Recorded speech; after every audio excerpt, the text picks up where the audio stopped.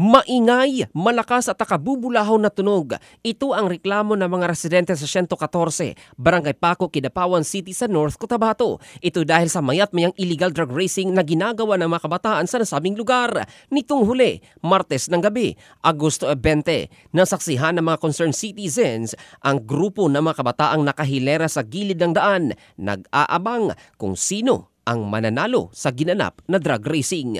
Sa isang bahagi ng video, may isang racer ang sumemplang ng ilang metro sa daan.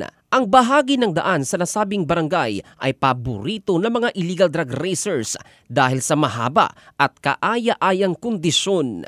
Matatandaan na mahigpit na ipinagbabawal sa lalawigan ng North Cotabato ang pagsasagawa ng drug racing dahil ilang kaso na rin ng aksidente ang naitala na humantong sa pagkasawi ng ilang mga drug racer at ilang mga sibilyan na rin ang nadamay at nawalan ng buhay. Ito si Jovel Candado in the heart of changing lives ng Brigada News Philippines, the Music and News Authority.